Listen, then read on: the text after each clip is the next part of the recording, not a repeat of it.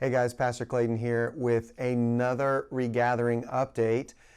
We had all of our plans set for October 11th, and then the governor announced that Florida had moved to phase 3, and there's been some questions about what that will mean for our Regathering and what changes for that. There actually wasn't a tremendous amount of information and context released from that, and there is no mention of places of worship in the Florida governor's guidelines for phase 3. So we're having to continue to rely on our local guidelines, our wisdom, and what we feel like God is calling us to do. So with all that being said, here is an update for what our October 11th, 18th, and 25th services are planning to look like. And the reason we're only saying that is because things continue to change so fast that what we're committing to is really to put these policies in place for October and then to see what happens and to be able to adjust accordingly. If you don't like change, this is a really tough time because things change pretty rapidly, and we want to make sure that we are responding appropriately. Doesn't mean that we change the instant something else changed, but again, we always want to be responding appropriately. So here's some updates for our October 11th, 18th, and 25th regathering. So let's talk first about registration and seating. Perhaps the simplest way to say this now is that we are going to open to a 40% capacity in our sanctuary. 40% capacity. I know there's talks of 50s and 75s and everything like that. With our space and our seating, right now we feel like 40% is the best number. It's actually 88.9, but whatever. But the thing that's changed is you're going to register for a service. You're not going to register for a seat. You're not even going to register for a day. You're going to register for the 9 or for the 11 on a particular Sunday. And again, that's going to be hard capped at a particular number so that we don't have everything kind of filling up and overflowing and we're having to turn folks away. You can sit with anybody that you are comfortable sitting next to, but please don't assume that for them. Please don't see somebody in the sanctuary, come right up to them and be like, I'm going to sit here. I'm sure you're fine with this. Like, let's just still ask people and make sure that they're okay with it. And even though we're not going to ask you to register for a particular seat, the fact that we're opening up to 40% and allowing some people to sit with the people that they're comfortable with and they've already perhaps been around, that should allow us plenty of places to spread out. We are still going to strongly encourage people to, this is my bad joke, spread out, don't spread germs. Spread out, don't spread germs, meaning don't sit directly behind someone. Put some more space between you. Nobody has seats anymore. Whatever seat you are most comfortable with, you can sit over in that area, but we can't be so dogmatic about that we're sitting right next to somebody. Again, if somebody's already in a seat, you can't, please don't come sit right next to them. Please don't come sit right behind somebody. Please still take advantage of the socially distanced space and spread out. And again, registration will still open on noon on the Monday before the service. So for the October 11th service, October 5th at noon, those registration links will be live at trinitynewlife.com, and they'll be live on the TNLC app under the Sundays tab. So that's registration and seating. Let's talk about kids. Now, New Life Kids is not going to be open yet, but if you'd like it to open up, please make sure you've signed up to serve in New Life Kids. And if your response to that is, no, I need a break from my kids, no problem. We'll have you scheduled to watch somebody else's kids. We will have a nursing moms room open. We will have a family room open for the kids that just can't seem to hold it together. Got to be a little bit fussy. I know I get fussy sometimes. So looking for a little bit of break.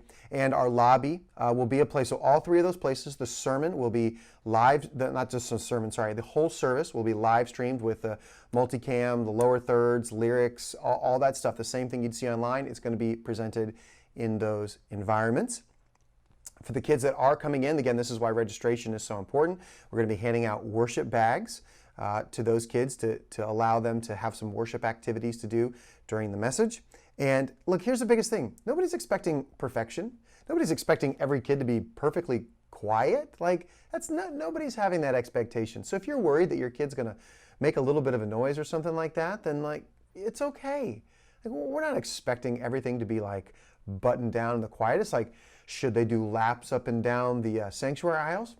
Probably not on that one. But please don't feel like, man, if my kid is not completely silent, that everybody's going to be looking at me. Man, we're all in this together. We'd rather have you there and in worshiping with us than staying away from for a reason that really nobody would be upset with you at. So please don't hold that expectation that everybody should be perfectly quiet. And let's talk about some safety procedures. We're doing everything we can, just like we said all along, to make everything touchless as possible. If anything's handed to you, it's not going to be something that somebody else has handled multiple times, like a menu or a tithe envelope that's been used multiple weeks, or a pen that's been used multiple weeks. It won't be anything like that. Anything will just be something we hand you one time, and it's yours to then keep or throw away, but we're not going to be passing things back and forth. Pasco regulations, I'm filming this on September 29th. Pasco regulations still require a mask indoors. So unless you are in your seat and that seat is socially distanced away from another party or another individual, again, not your family, not the group you're sitting with, but from other people, other than that time, please do wear a mask still. But again, when you're in your seat, if you're comfortable with that and you're socially distanced away, you can take that off for the message and for the service. Really, it's tough because of our limited common space to be able to really provide any distance for anybody when we're not in those seats. So a mask is just a way to be able to show love to other people who might not feel as comfortable. Pasco is apparently voting on October 20th whether to continue that. Depending upon the outcome of that decision, we'll make then our own decision about what we think is the best thing to do to love people and to honor God. And then, finally, again, make sure you're wearing that mask unless you're spread out and 6 feet away from somebody in a seat. Spread out, not germs. See, I told you it was going to be a bad joke. Now, here's my last few overall thoughts. We're doing everything we can to love everyone, and we want to invite you to do everything you can to think about loving others, not just what you are comfortable with. I think if you paid attention at all to the tone of our messages over the last few months, it has been to create an empathy, to create a love and a care for other people. When we went into COVID shutdown, we were somewhere around 600 adults in the orbit of TNLC. Now think about that, 600 adults. I guarantee you that means 600 different opinions, because married people, you haven't been on the same page the entire time with each other either. 600 different opinions, meaning most people don't feel how you feel exactly. In fact, assume most people don't feel how you feel exactly. So how can you love other people instead of demanding to be loved in the way that you want to be loved, to the comfort level that you feel comfortable in? So the series that we just came out of, Doxy Praxis, we talked about this. We said, what is love? Love is self-sacrifice. So you're probably not going to get your exact way. You're probably not. So don't be frustrated by that, and don't assume that that's going to be the case. Ask the question, how can I come in and demonstrate love to other people? How can I come in to give and not to say, this is what I need, this is what I want to get? Because as we return back to Sunday morning gatherings, I do want to say this though. We are adding a method, we are not changing our mission. We are adding back a method, we are not changing our mission. We are on mission to make disciples who change the world. We just now have another method that we can add to our overall strategy of making disciples.